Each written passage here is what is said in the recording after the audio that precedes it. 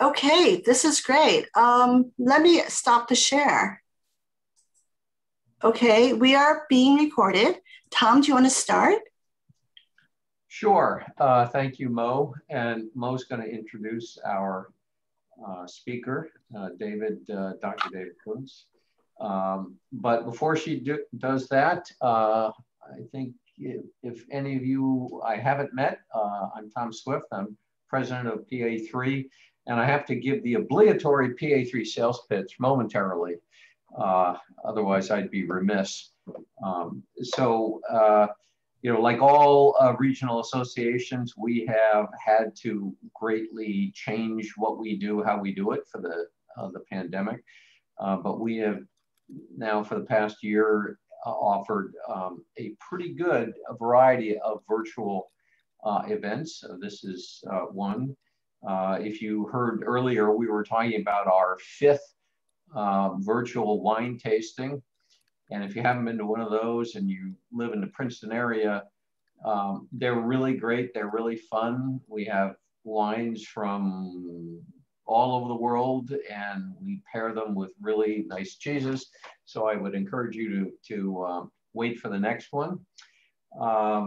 We also have an active book club, which is meeting tomorrow night. So it's probably a little late to start reading the book, but it's a great book about the ancient manuscripts in the Saharan desert in Mali and how they were lost and then found and then under assault by jihadists. And it's a true story about some pretty gutsy librarians. So it's great. Next month, we have Evans Revere, who is a very, very senior and experienced U.S. diplomat, one of the foremost North Korea experts. And this is the 3rd time since 2012 that he's talked to us about the situation in North Korea, which is obviously going to be different now with the change of administration, but still difficult. So he's going to address us about the problem from hell. And then I'll highlight one other event. We have a monthly series called The Propeller, and it's about technology and innovation and potentially of interest to investors. And the one on Tuesday the 13th concerns the application of artificial intelligence to vehicles and driving. So we have some pretty cool stuff coming up. And I thank you all for joining us tonight. There's a number of friends out there, and hopefully I will get to know everybody in the course of time. So with that, I'm going to turn it over to Mo, and I'd like to thank Mo very much for organizing this. She's vice president of PA3, and she is invaluable. So take it away, Mo. Oh, thank you. Just a couple of housekeeping notes. Q&A will be at the end. If you have a question, you can turn on your video and raise your hand or use the raised hand icon, or you can chat directly to me and I will read the question to David, okay? So let me begin my introduction. I am pleased to introduce Dr. David Kountz from the grade class of 1981. He is married to Maria Green Kountz from the grade class of 1980. David has served on the Alumni Schools Committee in the past and hopes to do more interviews next year. I met David through my husband, Arnold. I have to thank Arnold. Back in the late 1990s, Arnold came back and said, Mo, this Princetonian joined my team. They were both at the General Internal Medicine Department at Robert Wood Johnson.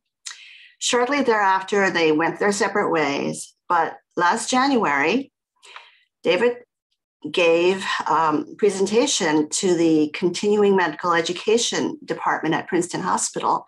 And Arnold goes, hey, that's the doctor from Princeton. And I listened to it and it was fabulous. And I said, David has to talk to us. Okay. And so David is co-chief academic officer and vice president of academic diversity for Hackensack Meridian Health, a 17-hospital network in northern and central New Jersey. He has a faculty appointment as professor of medicine at the Hackensack Meridian School of Medicine. He is also founding Associate Dean for Diversity and Equity at the School of Medicine. He is also certified by the American Hypertension Specialist Certification Program as a certified hypertension clinician. So he is very accomplished, and I've only been able to say a few things about David, but I don't want to keep you from listening to David. So David, please, the floor is yours. Thank you, Bo. Thank you for that very generous introduction. You didn't have to read all those things, but when I talk to my mom this weekend, she'll be so happy that you did. So that she knows. Thank you, all of you, for the opportunity to speak with you tonight. When I was listening to Tom talk about the international reputation of the upcoming speakers, I feel a bit like the country doctor. So I hope I can tell you a few things to make you curious, make you inspired, maybe even make you a little bit angry, although I hope I really don't do that. So I'm going to start sharing my screen and we'll get started. Oops. I have a mouse pad that's very slippery. There we go. Okay. So we're going to talk about implicit bias tonight. And this is a topic in healthcare that we really weren't talking about at all a few years ago. But as we've learned more about health disparities, really highlighted in the last 13 months with the COVID pandemic, I think it has caused us to rethink the question, where are there gaps? What is it that, among many causes, that explains differences in health outcomes of different populations? And it's something that more and more people are talking about. It's something that we teach at our School of Medicine. And because I have medical education in the title tonight, I am going to share with you some thoughts about an area of the curriculum for the next generation of doctors that those of us who are currently practicing really never learned. And so I hope you will think about this image on this first slide, because this will be something I'd like you to think about as we go through this 35 to 40 minute presentation. And I hope I generate some questions and observations from you.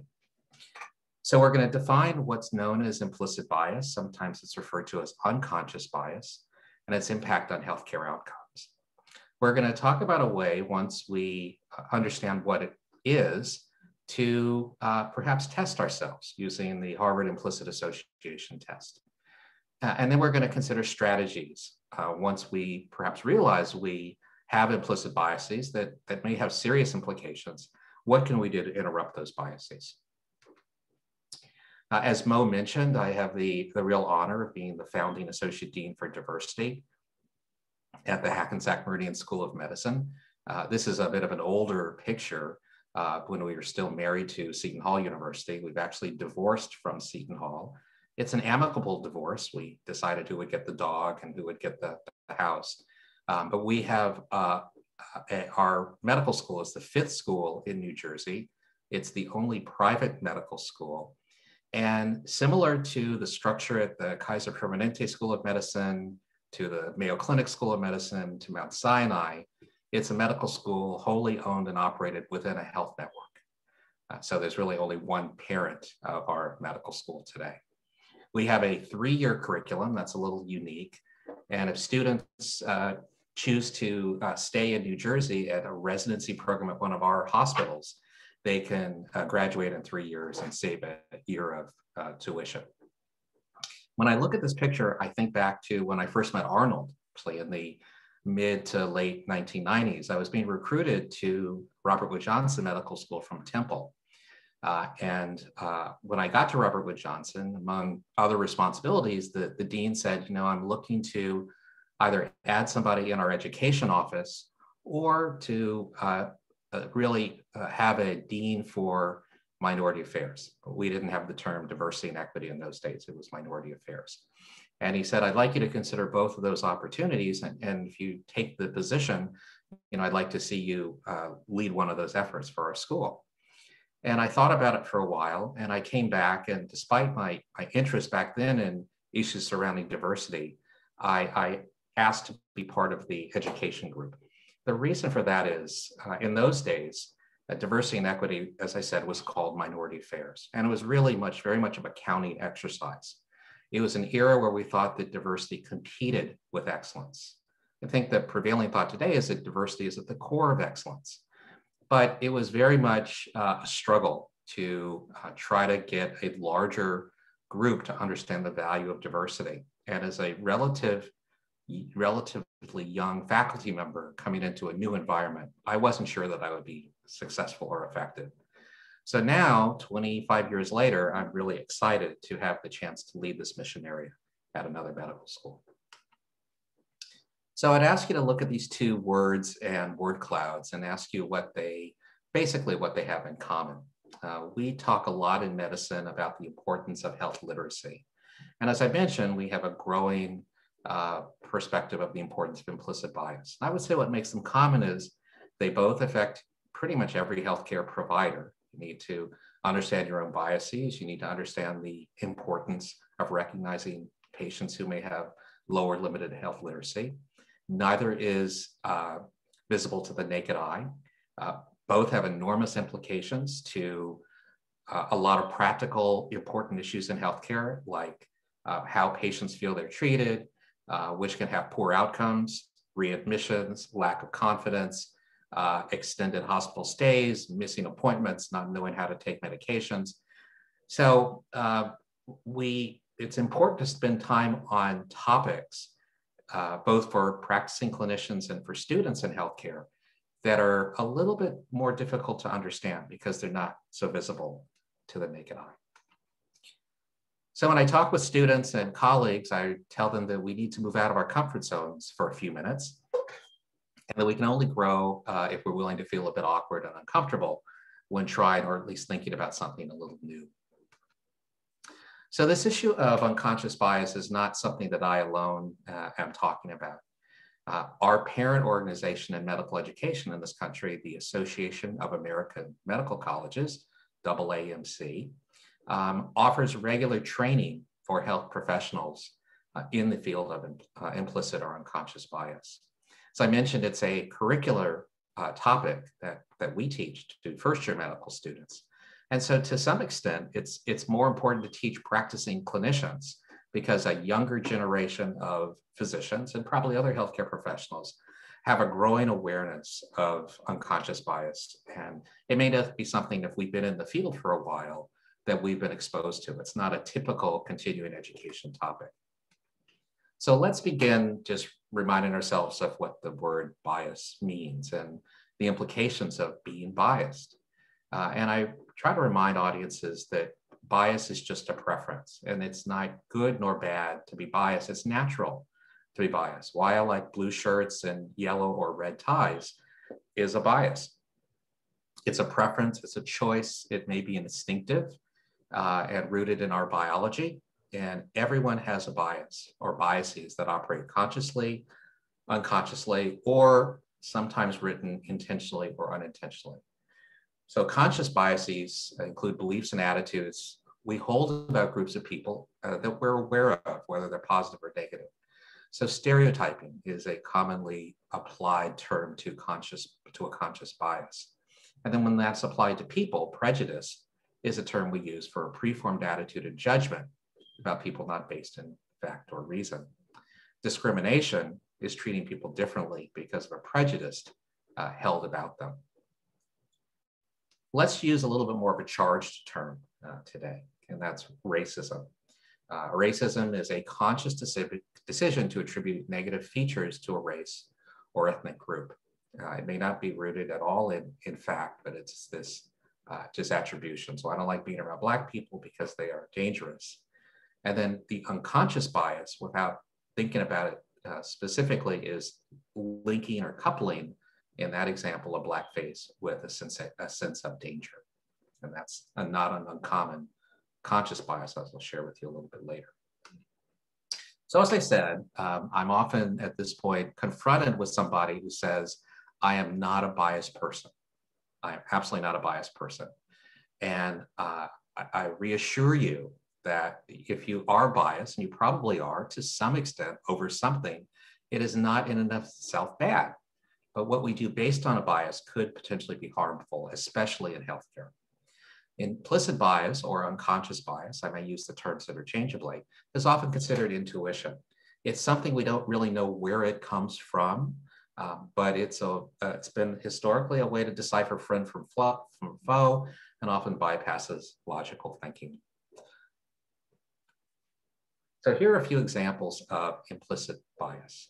So we're in the season with the NCAA and the basketball, and it's been found that white National Basketball Association referees call more fouls on black players, and black referees call more fouls on white players. And when you ask these referees, they say, I judge the game equally. I don't call fouls any differently based on anything except what I see on how the players play. We know that doctors treat patients differently when the patients are overweight. They may not provide the same quality of recommendations. They spend less time with patients, et cetera. And patients treat doctors differently when the doctors are overweight. Similarly, there's a little less attention. There's less likely following of recommendations. Prospective medical students interviewed on rainy days tend to get lower ratings in their interviews than students interviewed on sunny days. So if there are other doctors in the audience and they think I got into school B and not school A, maybe it was related to the weather. And people have a tendency to make choices toward their dominant side. So if you put items in front of people, right-handed people will more likely choose things on their right side.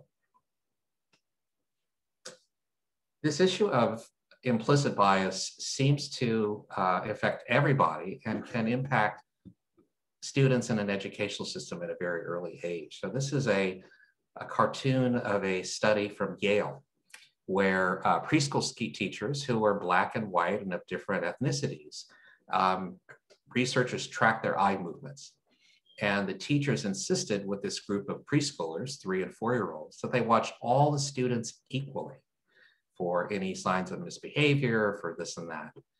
But when the eye movements were carefully studied, the teachers tended to more closely observe blacks and whites, especially black boys, when challenging behaviors are expected. So even for, I think we think relatively innocent 3- and 4-year-olds, there was a targeting or a tracking of a very small subset of a group of students.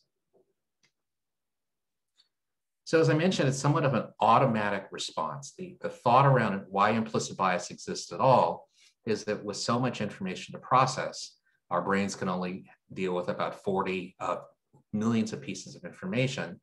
So we take lots of mental shortcuts, which normally work very well. It's a way for the brain to conserve energy. And in the higher functions, which drain a lot of energy, such as decision-making, dealing with ambiguity, novelty, and problem solving, they all take a heavy cognitive reserve. And so using implicit bias is one of those mental shortcuts to conserve energy. And as I said, for much of the time, we're right. So it's this bottom of the pyramid. And for those of you who are psychologists or psychology majors in the past, you know this field much and could explain it much better than I do. But the thought is this is an area that is somewhat on autopilot. And again, for the most part, seems to preserve our ability to make more challenging decisions in our conscious mind. So some of you may be familiar with the Stroop effect. It's a kind of an example of how the brain will make automatic decisions. And we won't spend the time to do it, but you can kind of do it quietly to yourself. And the idea is to try to read the name of the color, not the word itself. So in the top left example, it would be green. If you went across, it would be red. And if you went across again, it would be blue, not yellow. I think I even did it wrong myself. It would be green, red, and blue. And you would tend to say yellow, blue, and orange, what you read. And if you kind of challenge yourself to go back and forth, you would say logically, I can follow those instructions. I'm an intelligent person. But when if you saw these on a flashcard, you would be perhaps surprised how quickly you would start making mistakes. And this was a study originally performed in the 20s or 30s to make that point that it's sometimes difficult to overcome some of these biases because we're so used to reading the name of something in this example rather than stating its original color. Here are two examples of strategies to interrupt implicit bias. One is a medical school example, another is an orchestra example.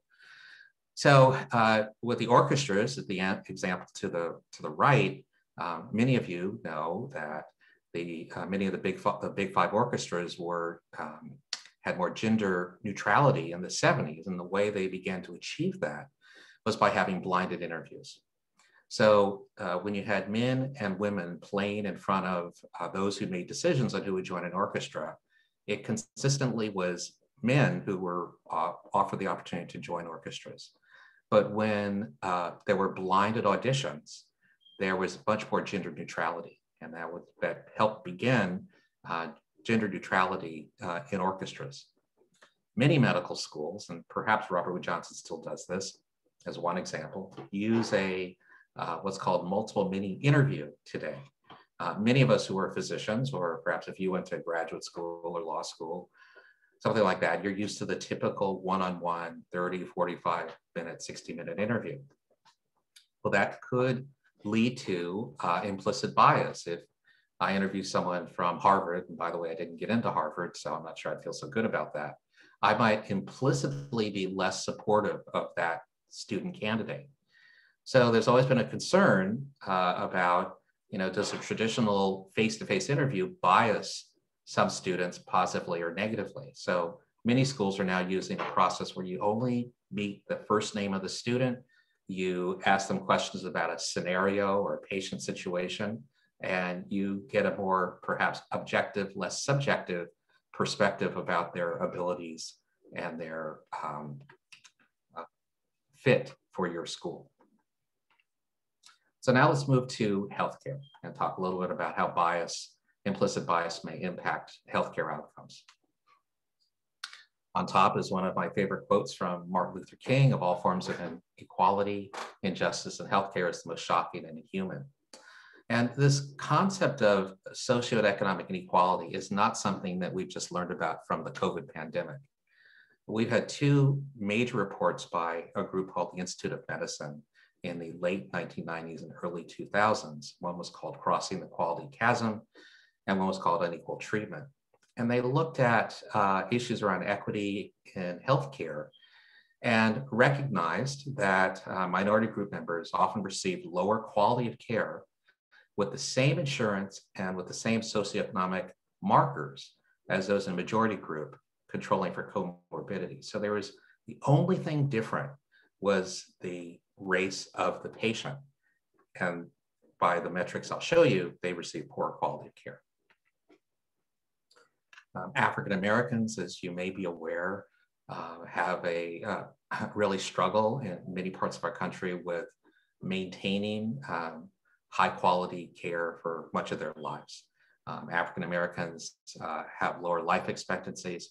And by the way, even educated African Americans, if you look at similar levels of educational attainment, as a large group, they never catch up to the majority population. We know of examples that are written in the paper all the time about infant mortality, maternal mortality. Even African American women who achieve college degrees or higher, in many studies have higher maternal mortality in childbirth than a Caucasian high school graduate. So you cannot equalize a lot of these healthcare outcomes, even with equalization of socioeconomic status. African Americans are much more likely to die from breast cancer, less likely to receive treatment for depression, more likely to receive a less desirable treatment for diabetes, such as a limb amputation. And what is in red, I think, is really important. The Institute of Medicine, and this is back in 2003, wrote that disparities must arise during the individual clinical encounter, which features the most room for variation. Am I suggesting or believing that those clinicians are explicitly racist, explicitly looking to provide lower care? Of course not. But there may be just something that's so subtle in the clinical encounter when everything else has been factored for, that might at least partially explain some of this variability. And these disparities, and sadly, we've really seen highlighted by the COVID pandemic, have only minimally and inconsistently improved since the time of this report. So here are a few other examples where implicit bias may play a role.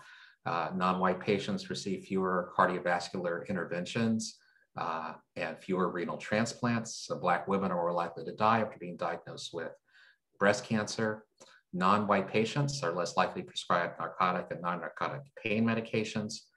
Black men are less likely to receive chemotherapy and radiation therapy for prostate cancer. And patients of color are more likely to be blamed for being too passive about their own health care. Even in a field like trauma care, there are interesting and perhaps now not surprising differences in mortality. So here is an article that looked at trauma patients brought to a trauma center. All factors in terms of how sick they were controlled, and there was a difference in mortality and outcomes. And so one thought was, well, maybe people who are unlikely to have insurance, maybe that was the driver of these results. But whether the patients had insurance or didn't have insurance, there was something that led the African-American and Hispanic patients to have poorer outcomes than their white counterparts.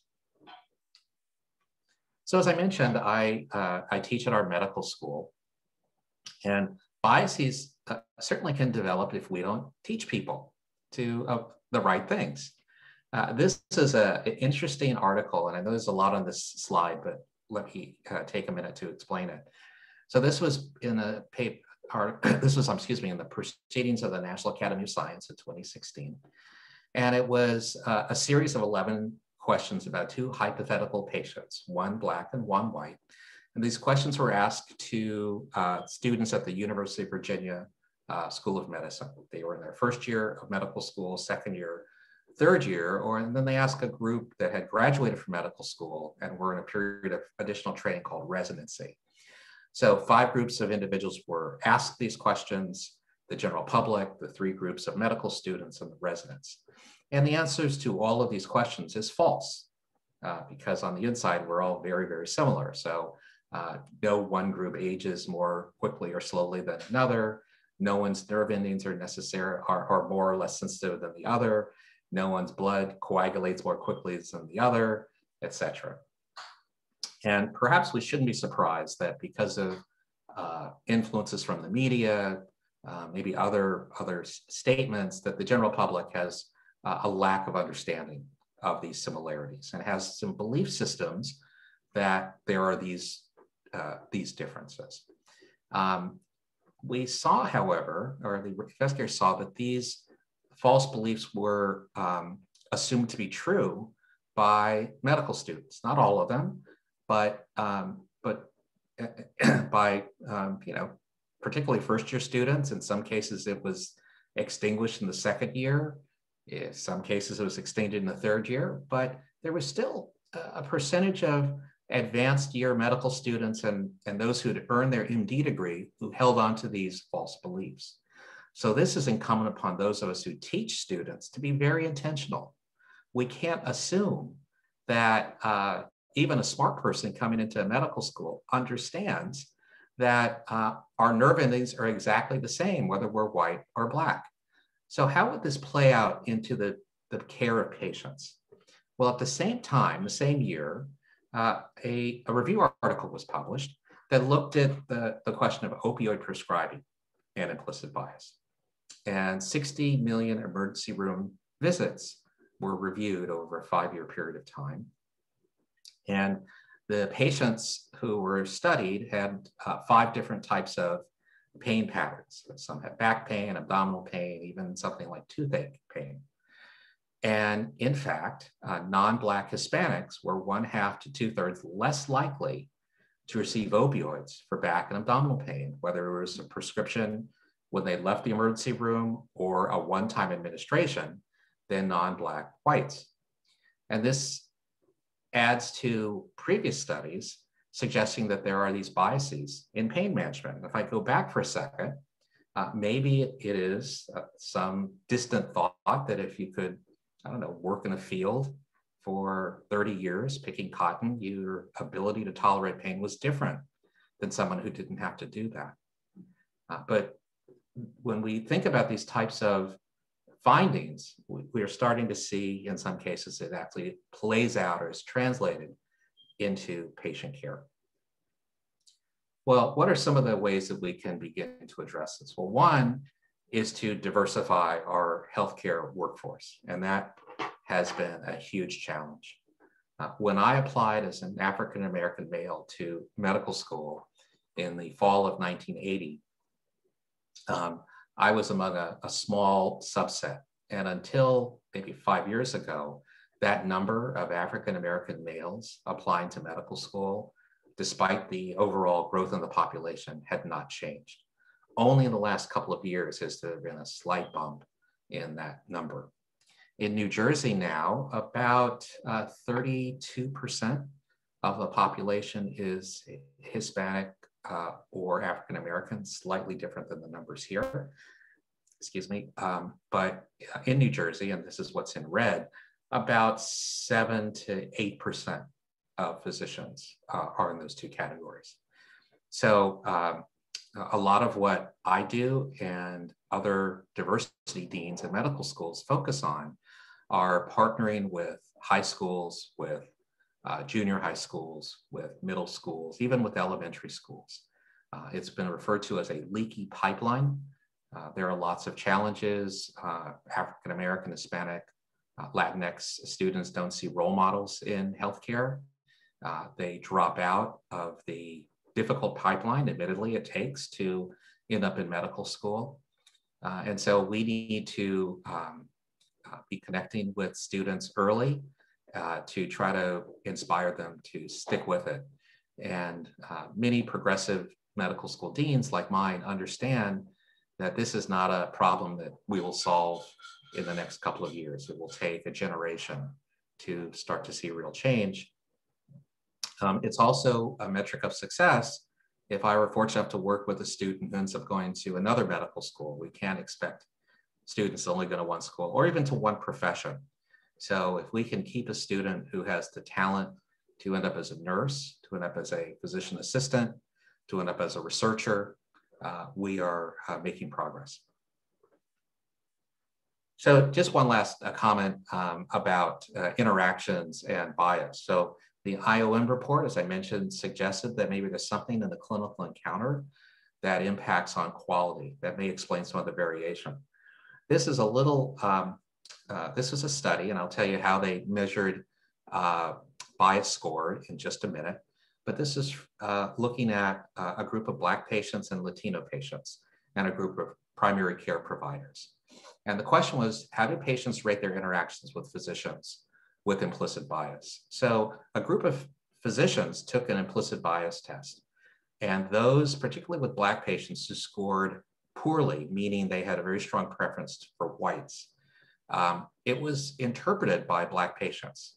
It may have been the quality that they perceived of the interpersonal relationship, the time spent, the intensity of the recommendations. There was something about the encounter suggested by those downward curves that was not particularly satisfying to those patients. In this one study, there was no impact for the Latino patients. But if you're part of a medical group, you're part of a hospital, you're part of a health system, you're trying to do everything you can to keep patients in your health system, to have them prefer your hospital, to live the statement that we provide the highest quality care, not just as an educator, but as part of a clinician group, we need to be thinking about and paying attention to studies like this.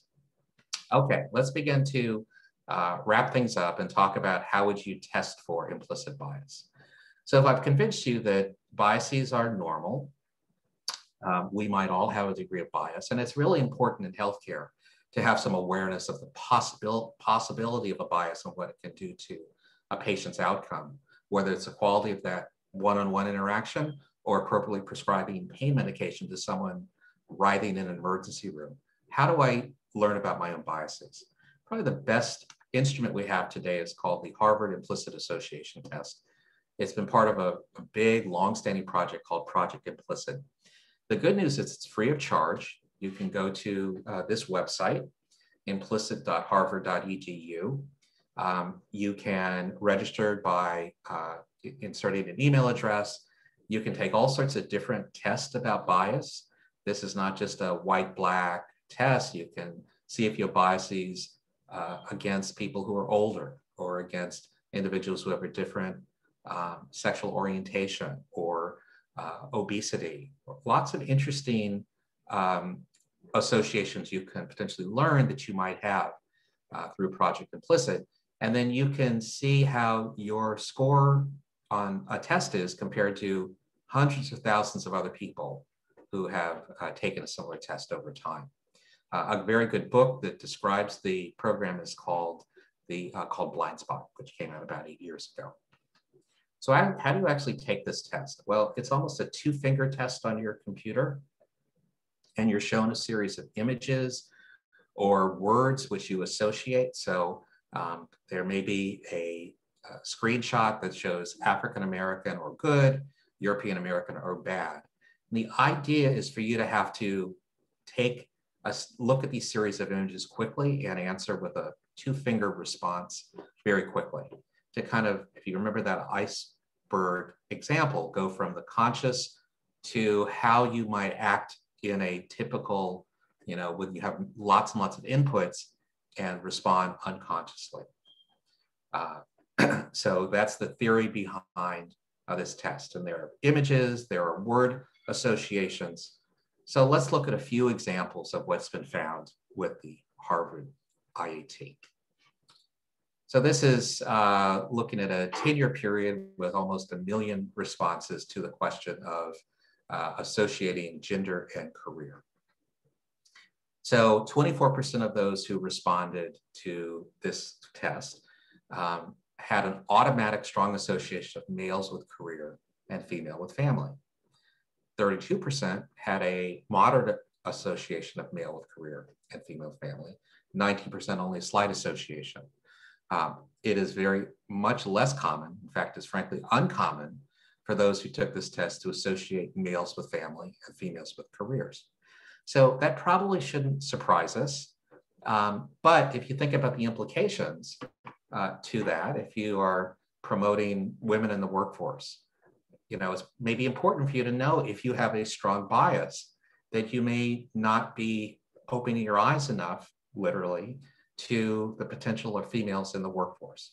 So there can be some really interesting, I think, information that can be gleaned from taking some of these IAT tests. And when we teach implicit bias to our medical students, one of the things we do in that session is to have them take the IAT test. We don't ask them to share the results for reasons I'll share with you in just a minute, but we want them to get used to the idea of thinking reflectively about the possibility of having bias.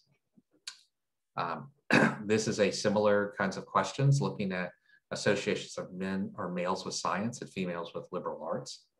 And it's still not uncommon for females in education and younger ages to be directed toward liberal arts and perhaps males to be directed towards science. And many people who took this test kind of have that association. They may not believe it, they may not state it, but when they take this IAT test, that's what is shown. So I think it suggests why it's so important to focus on STEM, science, technology, education, and math, for young girls. Of course, this is the one related to our topic tonight, looking at those who take the test, looking at white-black preferences, and a strong or moderate association or preference for whites compared to blacks is 54%. When you add a slight preference, it's up to 70%. So if we believe that there may be some truth to this, it may help to start to explain some of these disparities we've been talking about. This was an article from 2007. It looked at the question of predicting thrombolysis. This is kind of an advanced cardiac technique for a patient who might be having a heart attack to break up the clot. And the researchers had a group of clinicians look at a clinical vignette and take the several implicit association tests. And after doing their analysis, they found evidence that there's a race bias among physicians, and it may contribute, I'm reading in the conclusions, to an unconscious bias that may contribute to racial method disparities in the use of medical procedures, such as this clot busting or thrombolytic approach for myocardial infarction.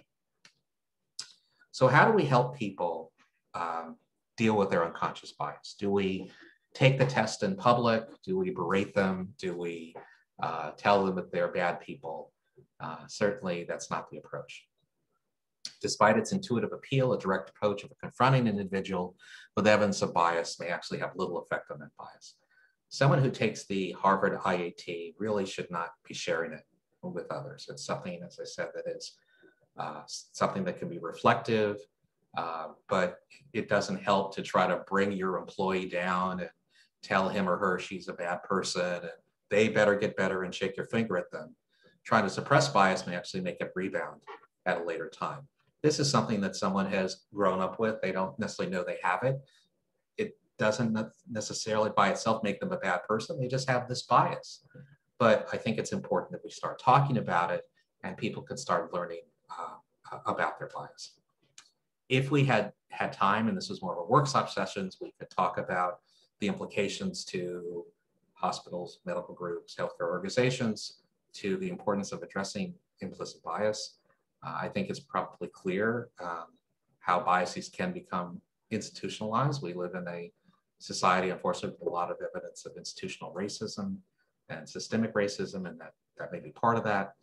And I challenge everyone in healthcare, whether I'm talking to a student or a resident physician or attending physician, think about examples where there's potential for their own implicit biases to influence decision-making.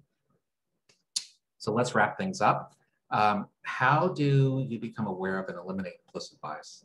And it's important to be honest about bias. I think I told this story when I talked with the group Mo mentioned, but I was in an airport lounge a few years ago and sitting next to this really interesting young guy. And we had a few minutes to chat before we both had to leave for our flights. And after about 15 minutes, I was really enthralled. He was a creative speaker. He was interesting. And when he got up to leave, he asked me, what did I think he did for a living? And I must have run through 20 jobs or students or entrepreneurs, medical students, this and that. Couldn't guess what he did. And he said, I'm a soldier. I was stationed in Europe.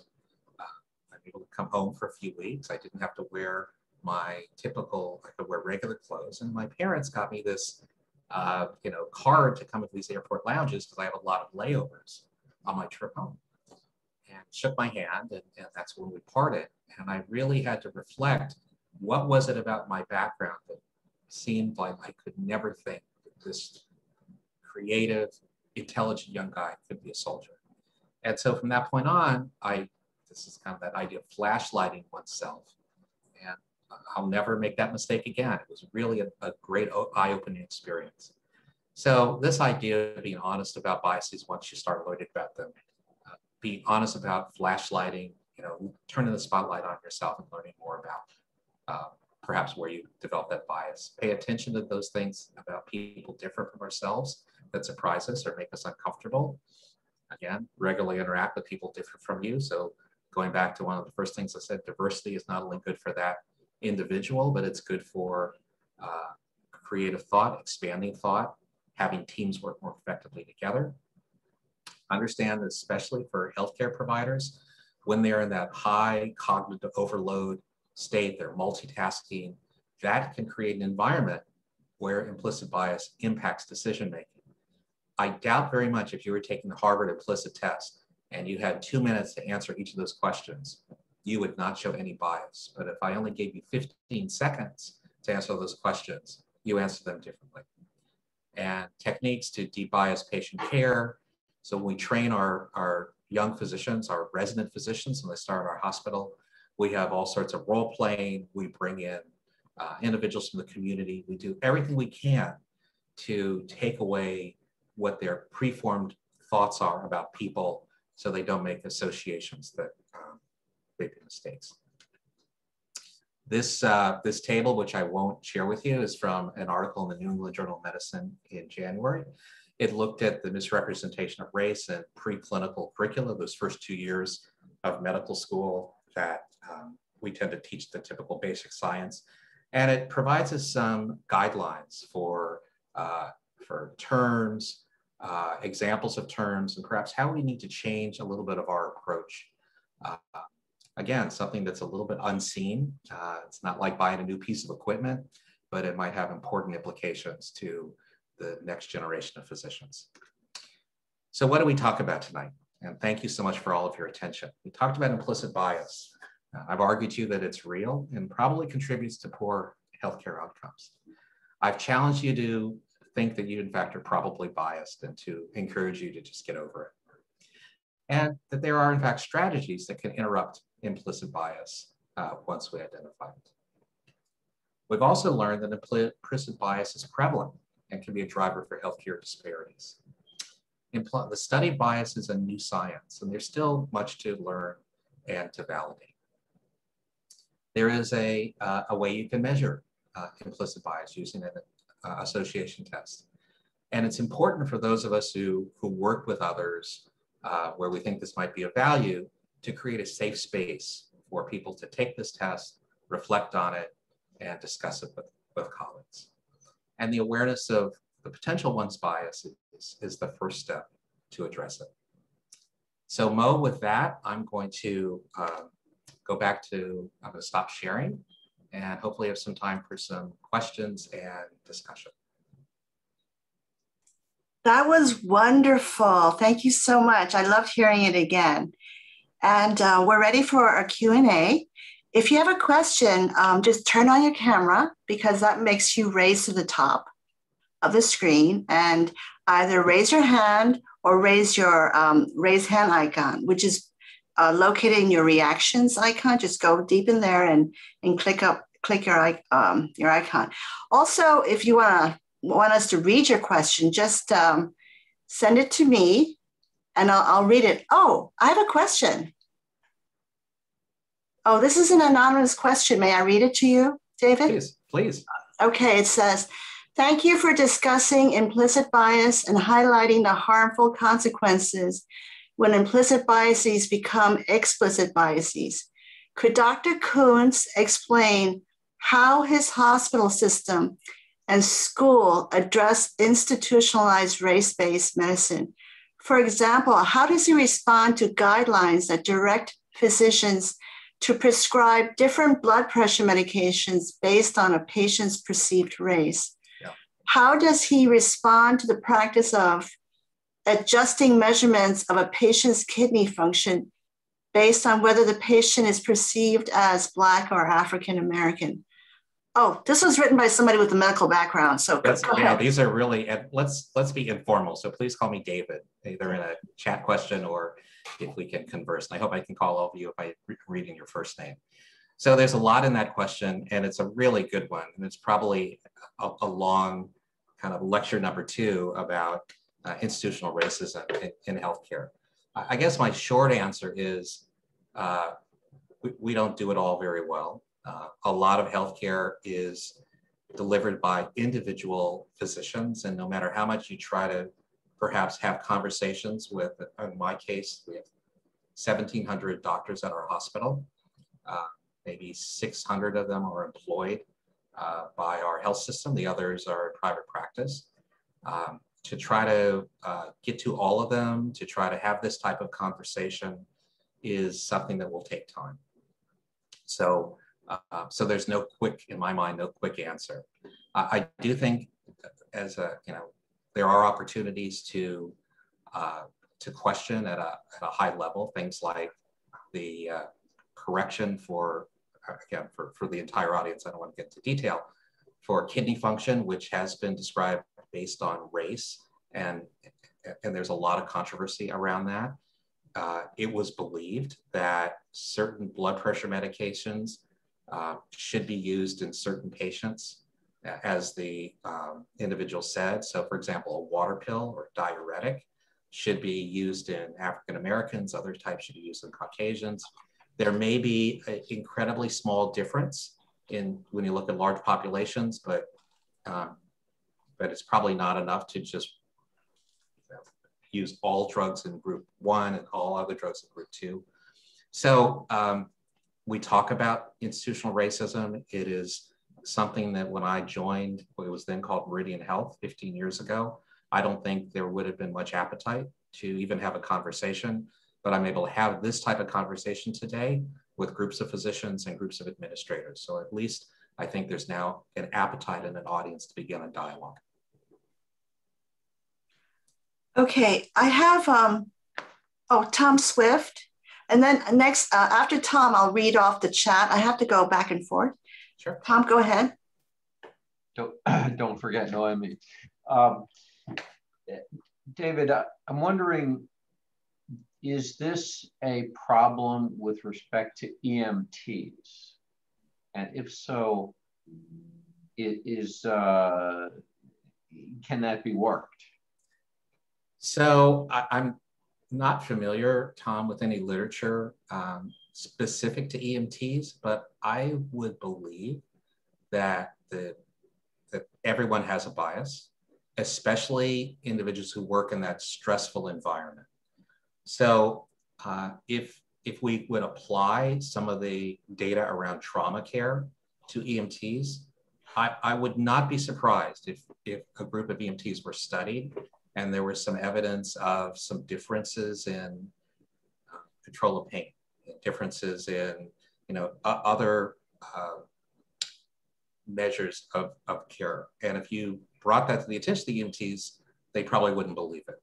And I think that's one of the hallmarks of this implicit bias work, is that it's truly unconscious. So do I think that there are conscious decisions by EMTs or trauma surgeons to provide different levels of acute care? Absolutely not. But as the data is emerging, it will take more time for it to fully emerge.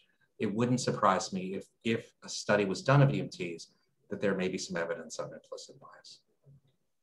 Thank you. Okay, one from the chat.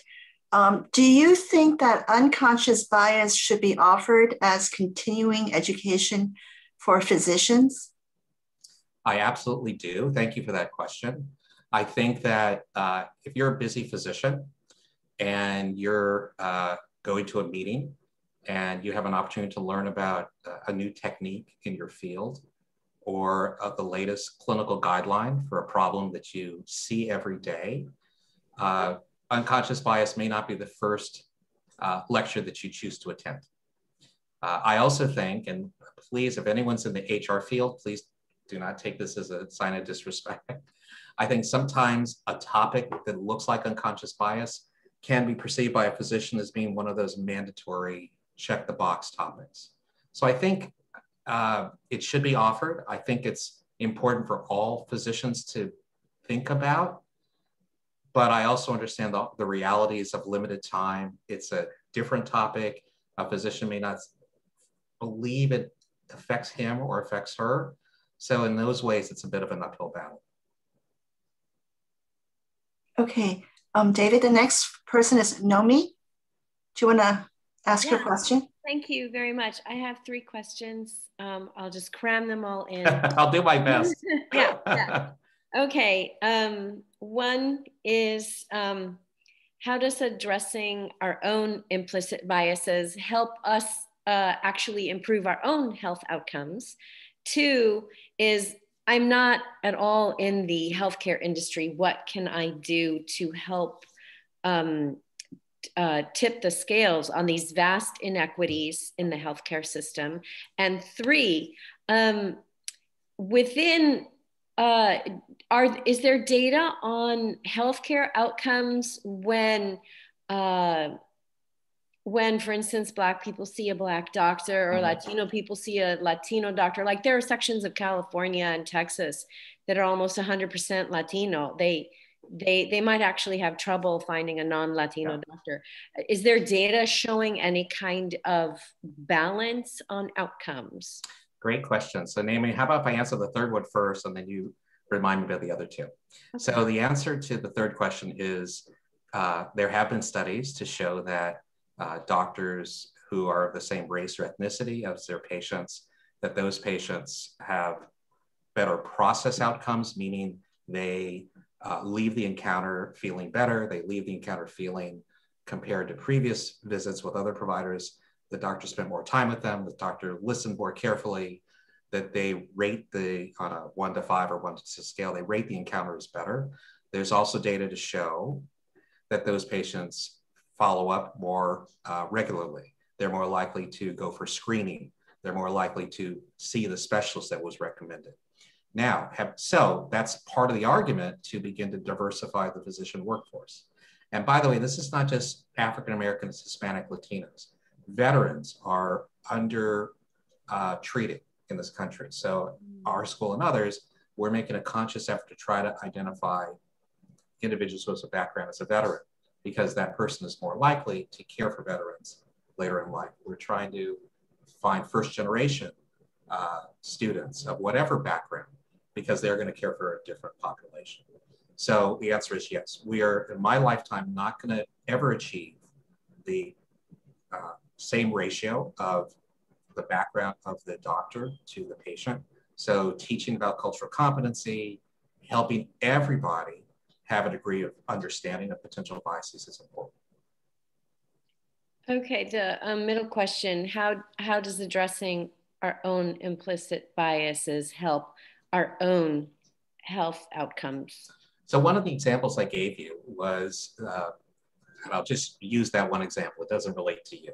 Overweight patients, patients treat doctors who are overweight differently than other doctors of a normal weight.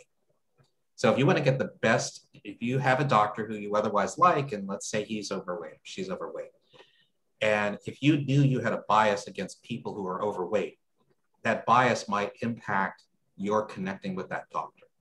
So if you knew you had a bias against people who are overweight and your doctor happens to be overweight, you might be more aware of that during your encounter. You might be more conscious of thinking, I need to be focused on what she's saying and not worry about these other factors.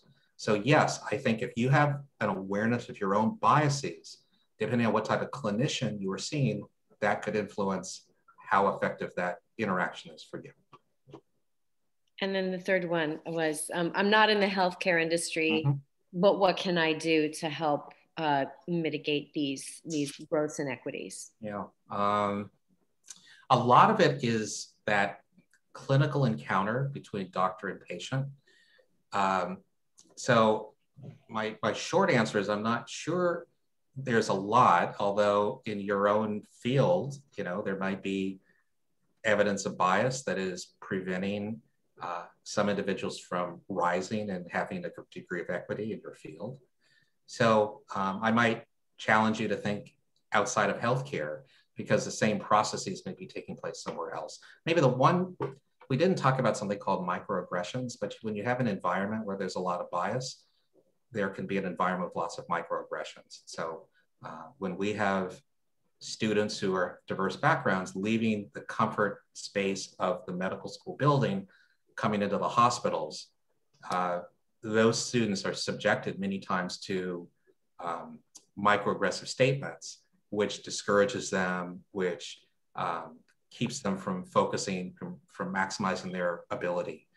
And there's something called being a bystander. So what could you do if you were in an environment where you observed a microaggressive statement said to somebody? Rather than simply being a bystander, not saying anything, you would say to that individual, hey, you know, that statement probably hurt. That's a student. They're probably not comfortable raising that concern to you, but I'm not. It doesn't make you a bad person, but I think that was a comment perhaps you should have thought about. Well. Okay. Oh, hi. Oh, Mr. Plath, I'm going to be muting you. Okay. Okay. Are you done, Naomi? Okay. Okay, David, I have to read one off the chat and then it's Rick Ober, okay? Here's off one from the chat. She goes, I'm curious, could you please ask David what caused the differences in recommended treatment by race? Was it based on outcomes and they were trying to compensate for potential perceived sensitivities? Or was it more insidious and less costly meds were recommended for people of color? My parents used to say that Asians were more sensitive to Western medicines, so we should take a smaller dose than prescribed. The person who wrote this question, if you want to elaborate more, please turn on your camera. Go ahead. And while that person's doing that, let me try to, so that was not discussed in the article. It was just the finding, and you're kind of left as the reader to draw an interpretation. I don't think that it related to the expense of the medication, certainly when it's prescribed in the emergency department. I think it more likely relates to that implicit thought that African Americans can tolerate pain better, differently than whites. I think that's probably a more likely explanation. The other rather scary conclusion, because this was about opioids, and I don't want to lose sight of the potential of maybe those providers thought that the African Americans are more likely to have a future addiction. And so unwittingly and unfortunately, those white patients were overtreated with opioids. So you could draw a lot of different conclusions, but I think in the context of thinking about, excuse me, implicit bias, it has more, in the previous study I showed you, it's more likely related to, just some very insidious, very subtle thought that patient behind gurney, the first curtain, can tolerate pain better, doesn't require opioids. I can probably adequately treat them with less pain medication. Okay. So follow-up question on that, if I could. Please. Can you comment with respect to Asians? Because there is, and I will say it's a stereotype, but there's also a ring of truth in it. My parents would typically not admit to feeling pain, right? I would have to push them, I can really tell, it looks like you've got a headache, Mom. No, I'm fine. No, really, don't you? It looks like you have a headache. Maybe you should take some Tylenol or something. And she was very, very resistant to admitting pain and to taking anything for it, right? Mm-hmm. Are you seeing that today? Yeah, so I think that's thank you for that example. I think that has more to do with kind of our quality of teaching cultural awareness and having cultural humility. That if we're busy and we're encountering a patient who has that attitude, perhaps as a clinician, say, I don't have to worry about her pain, let me move on to the next patient. But maybe I'm not being sensitive to understanding that culture, and I need to learn more about the culture to ask the right question, to create an environment where I really am absolutely confident that I've spent the right time, I've asked the questions in the proper way. So I think that example you gave me is a little bit more about clinicians being good listeners, good questioners, connecting one-on-one with patients.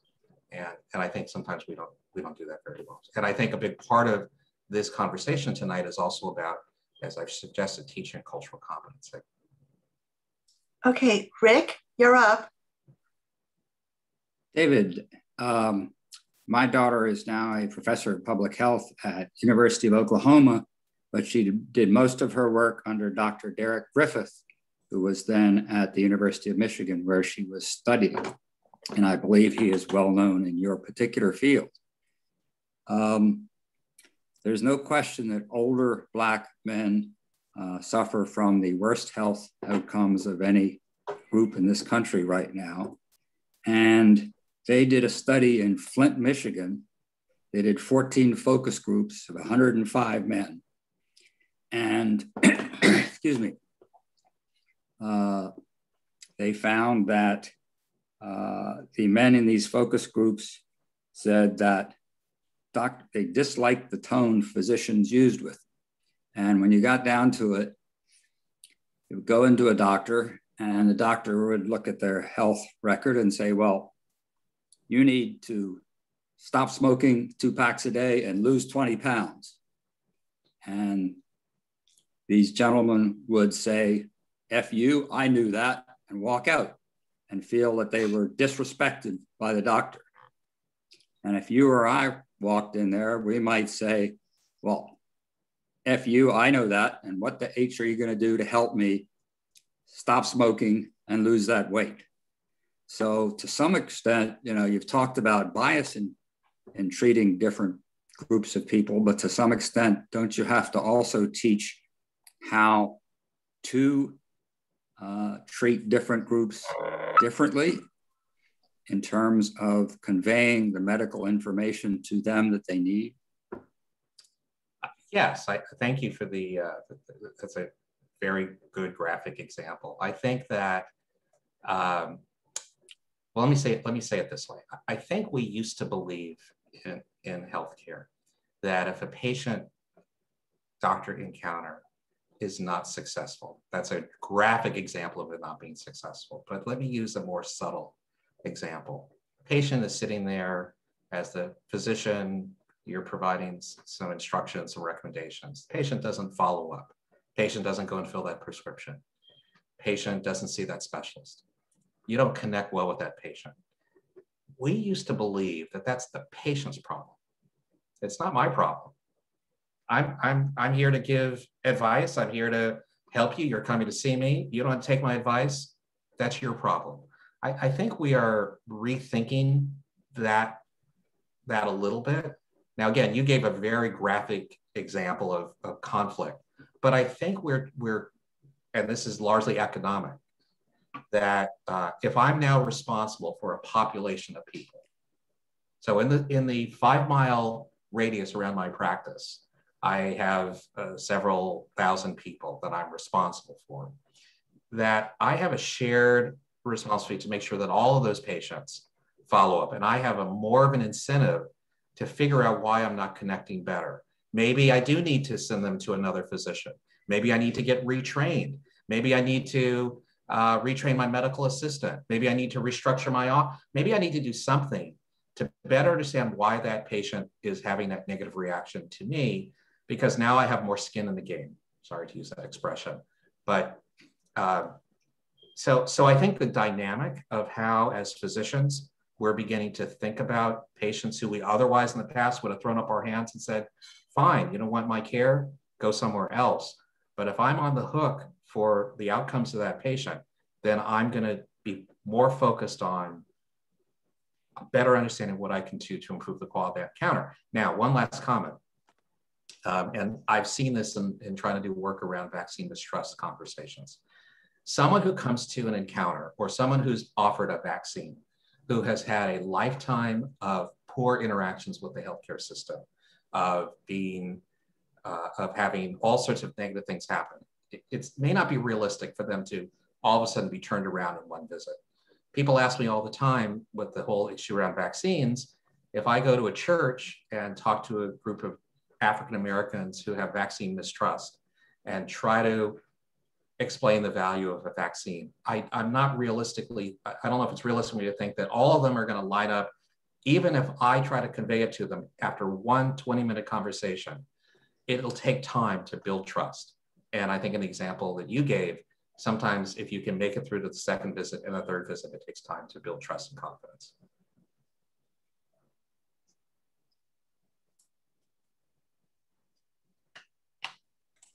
Thank you, David. Katya, you're up. Hello. Hi. Hi. I had a question that I'm not quite sure if there's a straightforward answer, but I just kind of wanted to pick your brain and see what you thought. So I totally understand, everything you presented and definitely believe in it. My background is Mexican American, and, growing up, my grandma always had like a fear of doctors. She miscarried in the 70s and they didn't, believe her.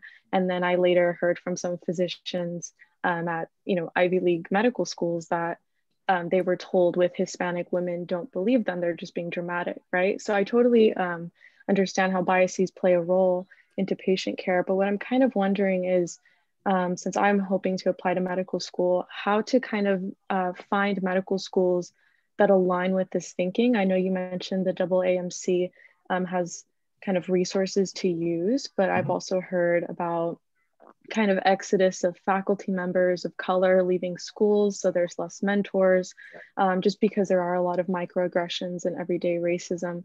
So I'm kind of wondering, like, on the opposite side, as someone entering medicine, how can I find a place that is aligned with this way of thinking? So I hope you'll apply to our school. So I'm going to give you a little commercial, even though we have 20 some odd other people in just a second.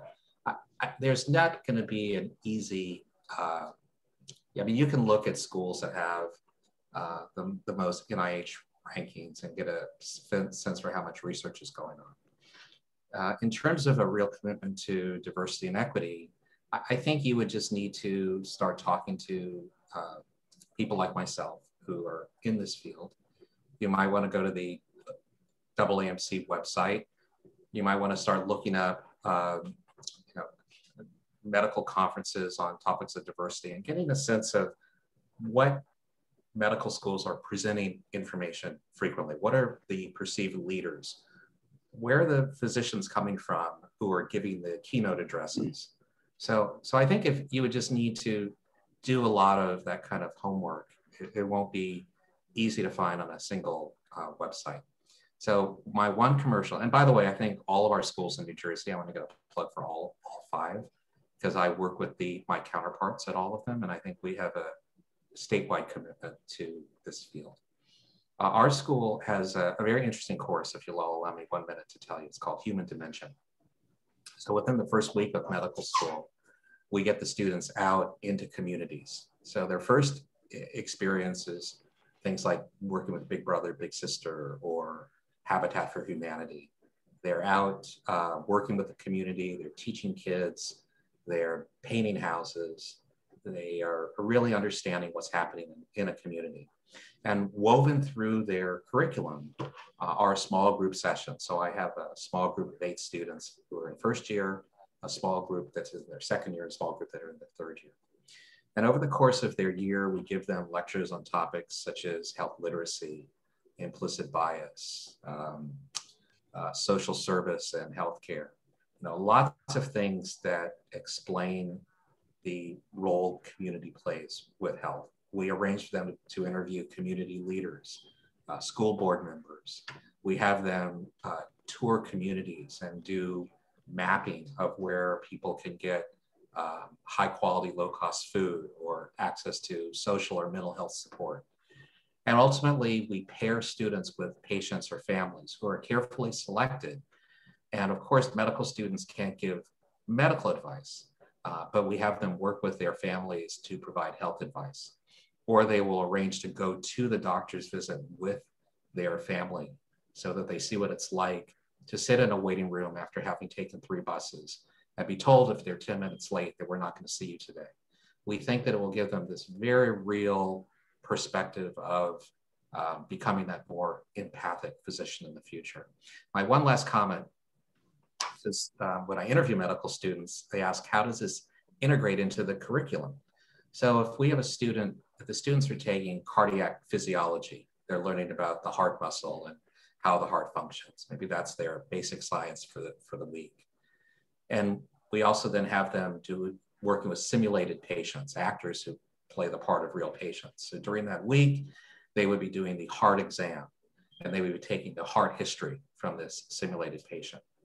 And if they're in the human dimension that week and they're out in the community, their assignment might be to work with their family to understand what is in the refrigerator that might lead to a future excessive risk for premature heart disease, or what is it in their environment that would allow them to exercise. So we weave in this community component, this human dimension, into the entire curriculum.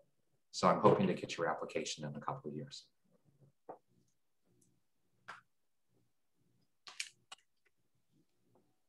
Oops, I think you're still muted, Mo.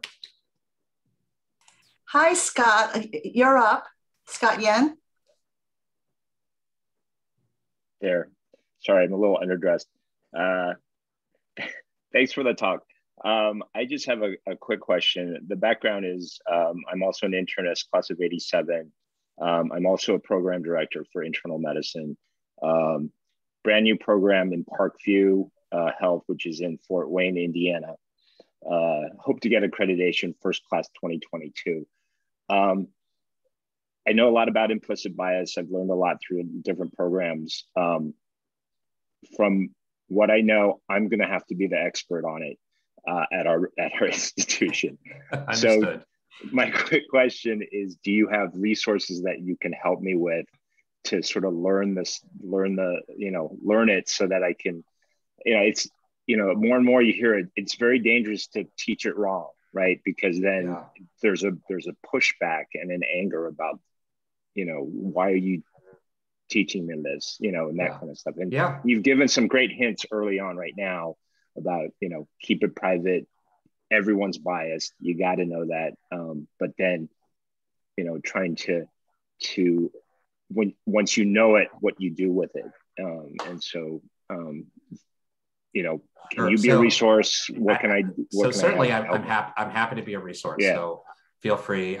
I'm happy also to send you my slides. So if you want to send it in the chat or send your contact information to Mo, and I'll take your email and I'll pass it to David. Is that okay, Scott? All right. You've got my email, right? That'd be great. And Scott, on the last page of the presentation is a list of references.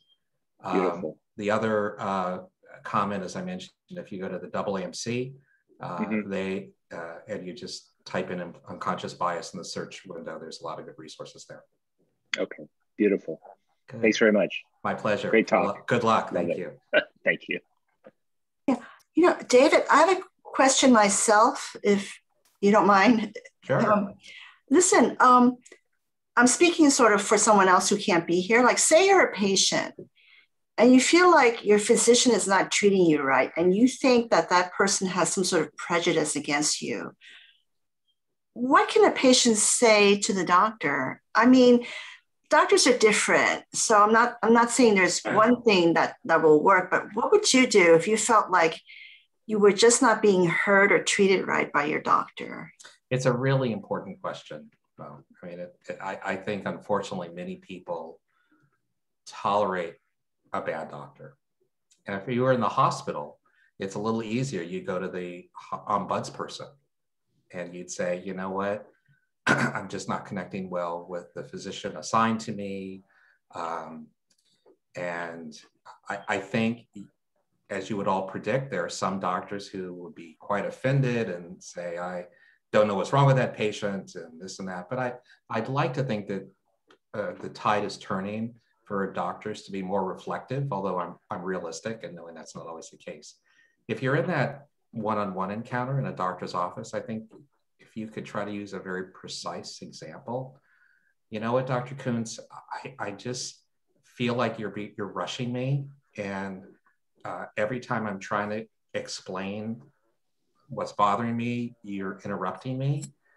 I've tried to ask you 3 questions, and in each one, I don't think I've been able to speak for more than 20 seconds. Or, you know what, Dr. Kountz, thank you for letting me sit in with, when you're explaining things to my mom. And it doesn't seem like she's really understanding what you're saying.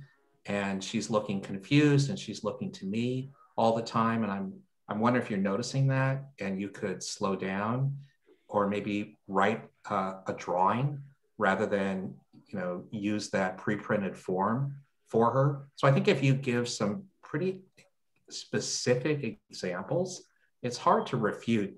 If you just say, I'm just not connecting you. That's hard to know for anybody. But I think if you were to tell me those kinds of specific examples, and I wanted to do better with you, I would say, I'm going too fast. She's pointed that out. I really need to let her answer my questions. She's pointed out that I've interrupted her. So I think, like a lot of things, if you could be more precise with what you think the problem is, that would help.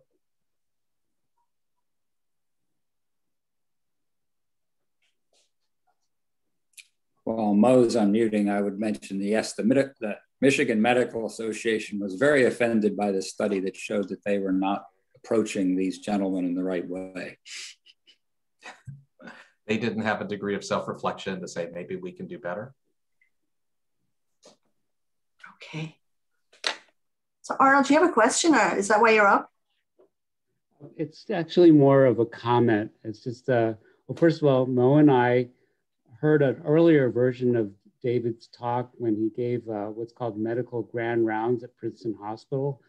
And actually, Mo and I think we learned more than twice as much from the second talk. So it was a fantastic talk. And I just to comment on this undertreatment of pain by race. And I think there have been studies of showing that the patients with what are called long bone fractures, which are, fractures in your arm or your leg, which are, if any of you have had one of those, which I have, it's incredibly painful. And so they've studied patients with long bone fractures, and that kind of levels the playing field. It's not just subjective, does your tummy hurt?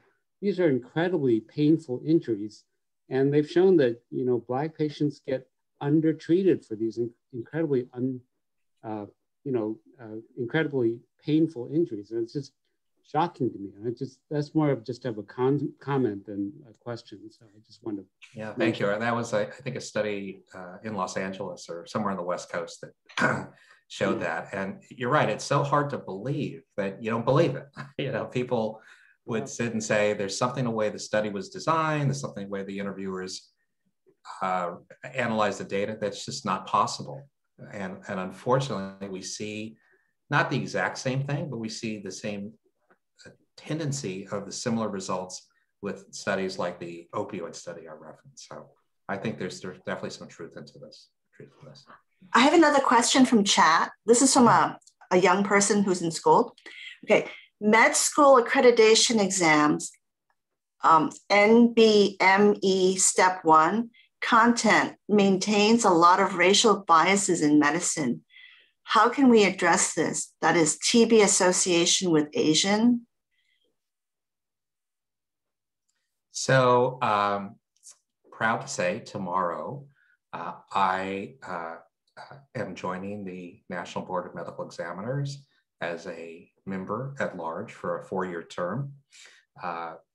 They actually reached out to me over the summer and asked if I would apply to join the NBME. As the individuals said, sometimes you teach what you test, let's face it. So if we're going to raise the importance of social disparities, of understanding the impact of race in medicine, there needs to be voices. And so I applied and am joining the board. And all of you can anticipate that when my opportunity comes up to talk about where do we need to add some questions so that medical schools who want their students to do well on this test begin to modify their curriculum, you can imagine what my suggestions are going to be. Great. Any more questions? It's 8:25. Oh, Mr. Ploth, William. Okay. Please unmute William. Okay, let me try to unmute him.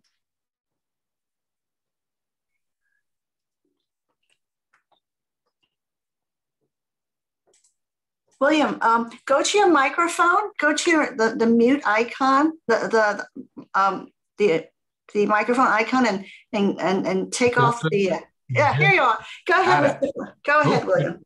Well, I can think of no area more requiring role models than this.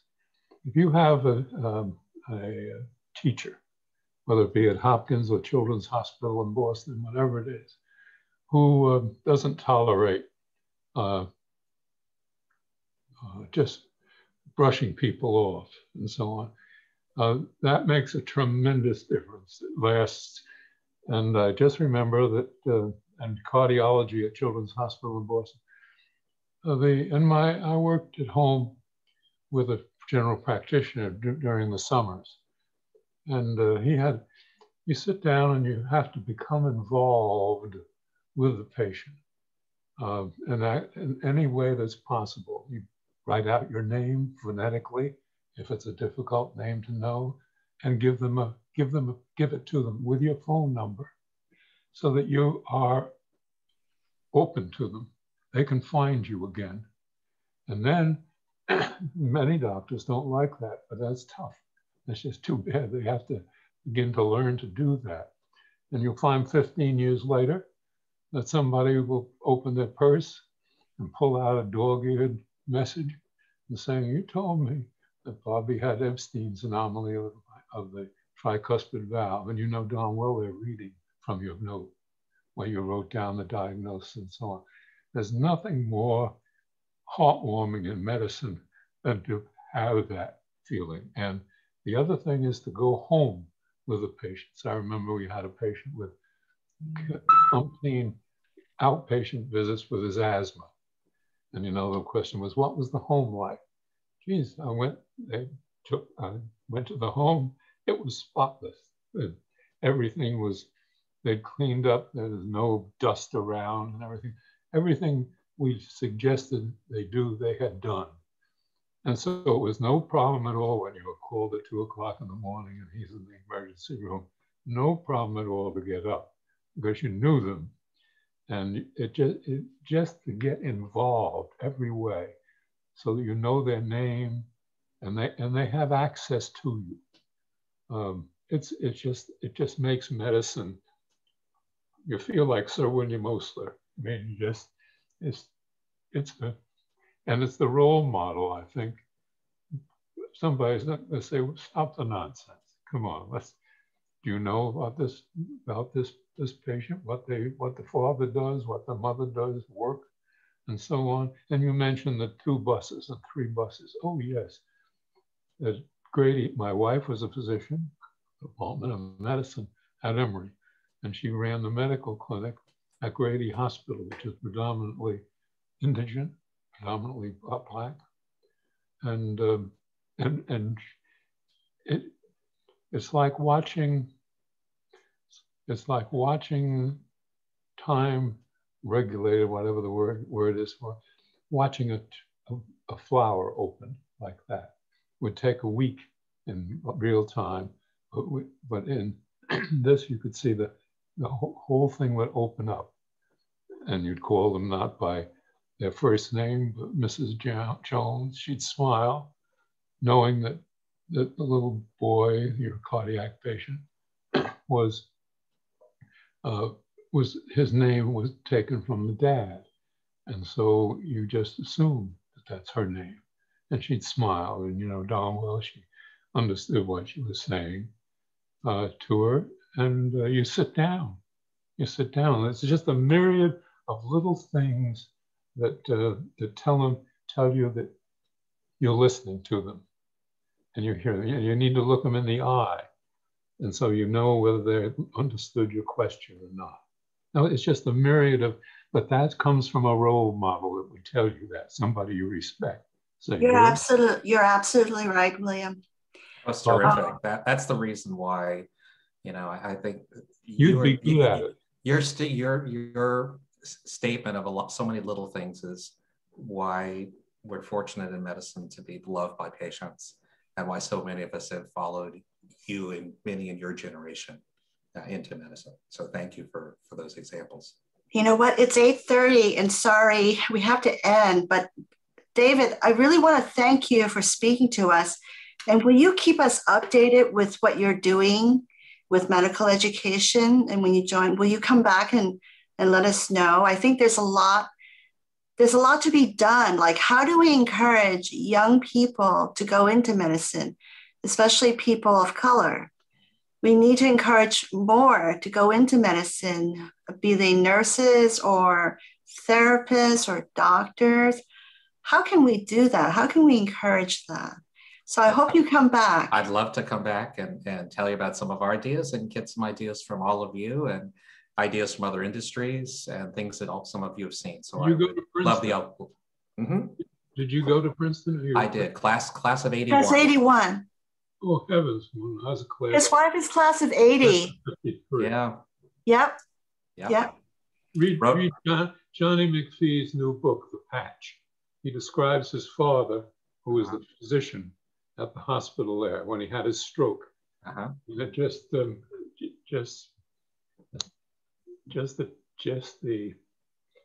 His reaction to the care that his father received.